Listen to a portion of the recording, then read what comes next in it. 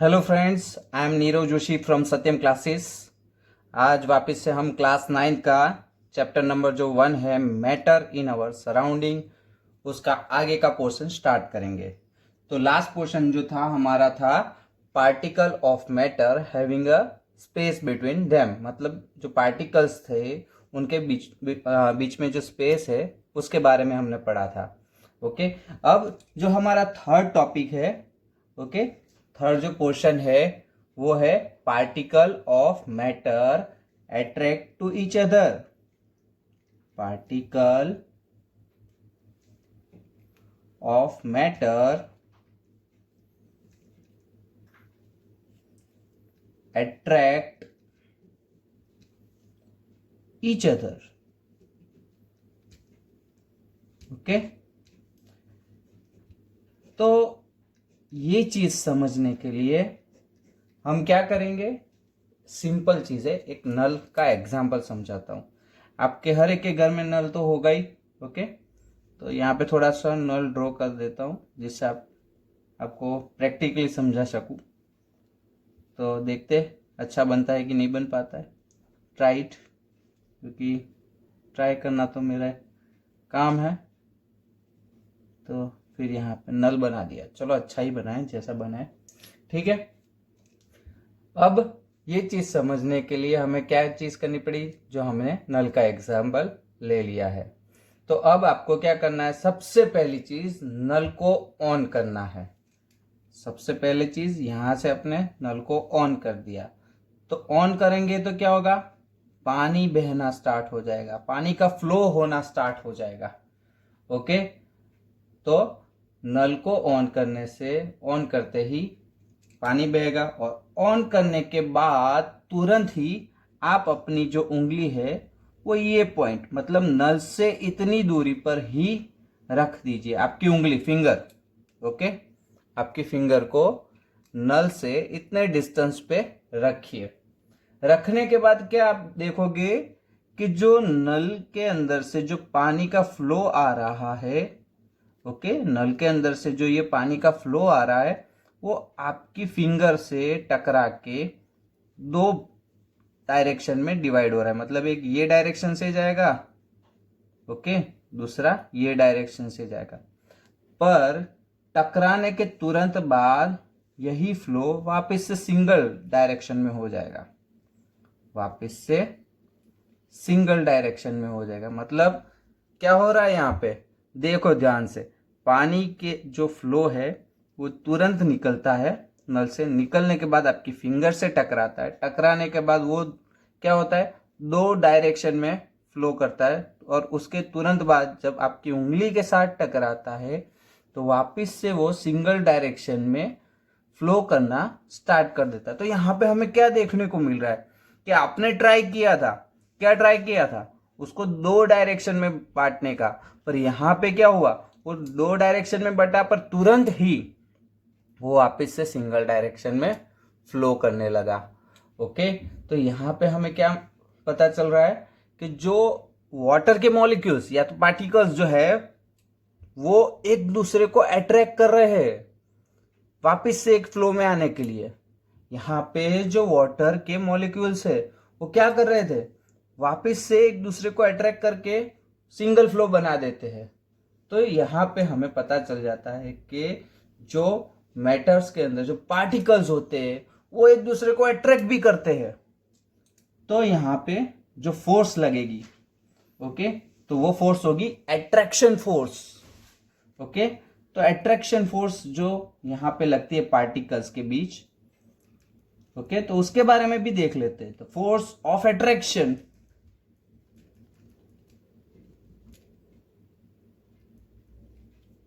The force of attraction, अब जो force है पार्टिकल को अट्रैक्ट करने की, तो सॉलिड में कैसी रहेगी, सॉलिड्स, दूसरा में लिक्विड्स,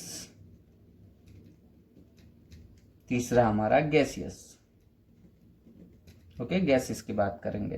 ओके, तो सॉलिड्स में कैसी रहेगी, मैक्सिमम इन सॉलिड, जो पार्टिकल्स को अट्रैक्ट करने की जो फोर्स है वो सॉलिड के अंदर मैक्सिमम रहती है। Maximum in solid. Okay, liquid में कैसी रहती है? तो फ्रेंड्स, पार्टिकल को एक दूसरे के साथ अट्रैक्ट करने की जो फोर्स है वो लिक्विड के अंदर इंटरमीडिएट रहती है, इंटरमीडिएट। Okay, in liquids. वापिस से कौन सा रहा बाकी? गैसेस। गैसेस में कैसी रहती है? तो फ्रेंड्स, गैसेस के अंदर जो पार्टिकल्स होते हैं वो बहुत रेयरली, हम कह सकते हैं कि नेग्लिजिबल इन गैसेस। जो फोर्स लगेगी वो कैसी लगेगी? नेग्लिजिबल। अट्रैक्शन फोर्स होती नहीं है। हम मान लो कि यहां पे हो ही नहीं रही है, और होगी तो वो भी नेग्लिजिबल होगी, नेग्लिजिबल इन गैसेस। तो हमें यहां पे पता चल रहा है कि जो सॉलिड है वहां पे जो अट्रैक्शन फोर्स है पार्टिकल्स की वो मैक्सिमम रहती है, और जो लिक्विड पोर्शन है, जो लिक्विड स्टेट है, वहां पे जो हमारे पार्टिकल की अट्रैक्शन जो फोर्स है वो इंटरमीडिएट रहती है। और थर्ड जो हमारा गैस स्टेट है, ओके, तो वहां पे पार्टिकल को अट्रैक्शन करने की जो फोर्स है, मतलब जो पार्टिकल अट्रैक्ट करते हैं, वो फोर्स नेग्लिजिबल रहती है, या तो आप मान लो कि यहां पे कोई फोर्स लगी नहीं रही है। तो यहां पे हमारी तीनों कैरेक्टरिस्टिक्स खत्म होती है। हम दूसरा टॉपिक समझने का ट्राई करते हैं। अब हमें पता चल गया कि पार्टिकल की कैरेक्टरिस्टिक्स यही है। ओके, तीन कैरेक्टरिस्टिक्स के बारे में हमने डिटेल में जान लिया है। अब देखते हैं कि how small are this particles. ये जो पार्टिकल्स है वो कितने छोटे हैं। How small are this particle.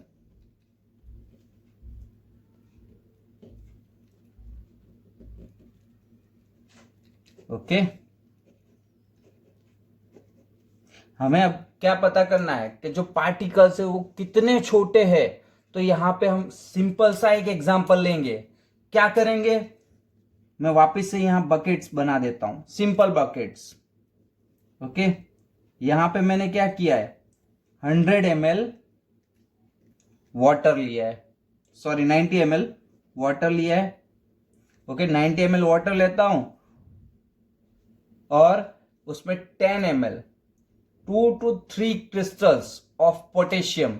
मैं क्या करता हूं, सॉरी यहां पे बकेट लेता हूं, 100 ml वाटर लेता हूं। ये बकेट के अंदर मैं क्या करूंगा? 100 ml वाटर ले लूंगा। 100 ml वाटर के अंदर मैं क्या करूंगा? Take a 2 to 3 crystal of potassium permanganate and dissolve them into the 100 ml of water. हमें क्या करना है? 2 से 3 जो क्रिस्टल्स होंगे, किसके? पोटेशियम पर मैग्नेट के। उसको क्या करना है? पोटेशियम पर मैग्नेट के 2 से 3 क्रिस्टल को इसमें डिसॉल्व करना है। इसमें क्या करेंगे हम? 2 से 3 क्रिस्टल को डिसॉल्व करेंगे। किसके अंदर? 100 ml प्योर वाटर के अंदर। 100 ml प्योर वाटर के अंदर हम 2 से 3 क्रिस्टल्स क्या करेंगे? पोटेशियम पर मैग्नेट के जो क्रिस्टल्स है उसको यहां पे 100 ml वाटर में डिसॉल्व कर देंगे। फिर अब मैं इसको नाम दे देता हूं ए। वैसे ही मैं दूसरा बकेट बना देता हूं। अब ये दूसरे बकेट थोड़ा यहां पे ड्रॉ कर देता हूं जिससे आपको अच्छा लगे, पता चल जाए। ओके, ये यहां पे। ओके, इसको नंबर दे देता हूं बी। वापस से बकेट ले लेता हूं, ये बकेट को मैं नंबर दे देता हूं सी। वापस से एक बकेट लेता हूं, इसको नंबर दे देते हैं हम डी। डी तक बराबर है, किस तक जाना है? डी तक ले लेते हैं। ठीक है, तो हमने ए में क्या किया था? 100 ml प्योर वाटर रखा था, और ये प्योर वाटर के अंदर हमने क्या किया? 2 से 3 क्रिस्टल्स किसके? पोटेशियम पर मैग्नेट के डाल दिए थे, जिससे इसका रंग समझ लो गुलाबी हो चुका है। ओके, इसका रंग गुलाबी हो चुका है, आप समझ लीजिए। तो हम क्या करेंगे, अब यहाँ पे जो गुलाबी रंग का सॉल्यूशन फॉर्म हुआ है, यहाँ पे गुलाबी रंग का सॉल्यूशन बन चुका है, समझ लो। तो ये जो गुलाबी रंग का सॉल्यूशन है उसमें से मैं 10 ml, क्योंकि हमने इसको क्या किया था, डिजोल्व कर दिया था। डिजोल्व मतलब घुला दिया था इसको, ओके, प्योर वाटर के अंदर पोटेशियम परमैंगनेट को। तो फिर इसके 10 ml, तो यहां से मैं क्या करूंगा, 10 ml 10 ml निकालूंगा और 10 ml को क्या करूंगा, स्पून से 10 ml स्पून निकालूंगा और बी में पुट कर दूंगा। मतलब यहां से 10 ml निकाला, किस में से, ए वाले बकेट में से मैंने 10 ml क्या निकाला, सॉल्यूशन निकाला, जो यहाँ पे डिजोल्व हो चुका था सॉल्यूशन पूरा प्योर वाटर के साथ, उसको निकाला और किस में डाला। तो बी के अंदर मैं क्या करूंगा, 90 ml प्योर वाटर लूंगा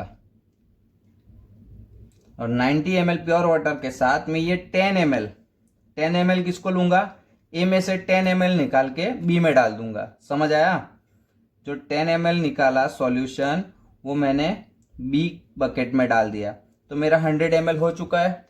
90 ml प्योर वाटर, 10 ml ए का सॉल्यूशन। ओके, ए का सॉल्यूशन मैंने 10 ml निकाल के मैंने बी में डाल दिया है। ओके, तो यहां पे क्या हो गया, थोड़ा लाइट हो गया है, जो गुलाबी रंग था हमारा वो थोड़ा लाइट हो चुका है, तो इतना भी लाइट नहीं हो चुका है। वापस से मैं क्या करूंगा, यहां पे मैं वापस 90 ml प्योर वाटर लूंगा, किस में, सी में, सी वाली बकेट में 90 ml प्योर वाटर लूंगा। और जो बी वाली बकेट थी, अब मैं ए वाली में से नहीं लूंगा, अब मैं बी वाली बकेट में से 10 ml सॉल्यूशन ले लूंगा। ओके, अब ये वाले बकेट में से 10 ml निकालूंगा और यहां पे जो 90 ml प्योर वाटर है किसमें, सी बकेट में, और बी बकेट में से मैंने 10 ml निकाल लिया, और जो बी बकेट में से निकाला उसको मैं कहां पे डालूंगा, सी वाली बकेट में, जिसमें 90 ml प्योर वाटर है और ये 10 ml सॉल्यूशन है। तो यहां पे भी मैंने डाला और वापस से घुलाया, तो अभी यहां पे जो गुलाबी रंग है वो दिख रहा था। ओके, वापस से मैं बकेट बी लेता हूं, जिसमें वापस से मैं 90 ml क्या करूंगा, प्योर वाटर लूंगा। ओके, 90 ml प्योर वाटर ले लूंगा और वापस से मैं बकेट सी में से, अब बकेट बी में से नहीं लेना है, ए और बी में से नहीं लेना है, अब सी में से लेना है। सी में से कितने ml निकालेंगे, 10 ml 10 ml निकालेंगे सॉल्यूशन को और डी में डाल देंगे। तो हम यहां पे भी क्या देखते कि यहां पर भी हमारा जो गुलाबी रंग है बहुत लाइट कलर का हो चुका है, पर गुलाबी रंग तो है ही। तो यहां पे हम पता चल रहा है कि पार्टिकल्स कितने टाइनी है, बहुत टाइनी होते जा रहे हैं, पर पार्टिकल्स जो है डिवीजन उनका बहुत अच्छी तरह से हो रहा है, पर स्पेस बहुत ज्यादा मिल रही है, मतलब यहां पे पार्टिकल्स बहुत टाइनी है। तो ये एक्सपेरिमेंट से हम समझ सकते हैं कि पोटेशियम परमैंगनेट के क्रिस्टल में बहुत सारे टाइनी पार्टिकल्स होते हैं, जो ज्यादा से ज्यादा टाइनी पार्टिकल्स में डिवाइड होते जाते हैं। इसीलिए जो हमारे डी वाले बकेट है वहां पर भी हमें जो सॉल्यूशन मिल रहा है वो भी गुलाबी मिल रहा है। तो अब हम यहां पे पता चल चुका है कि पार्टिकल्स कितने स्मॉल हो सकते हैं। अब इसके बाद हम 3 स्टेट्स के बारे में जानेंगे, जैसे कि हमारा सॉलिड, दूसरा है लिक्विड, तीसरा है गैसेस, चौथा बाद में हम डिसाइड करेंगे जब नेक्स्ट टॉपिक से हम स्टार्ट करेंगे। तो सॉलिड, लिक्विड और गैसेस के बारे में आप तब तक ट्राई करिए, और जितना भी हमने अभी चलाया है उसको एक बार वापस से रिवाइज करिएगा, और कुछ डाउट्स निकलते हैं तो डाउट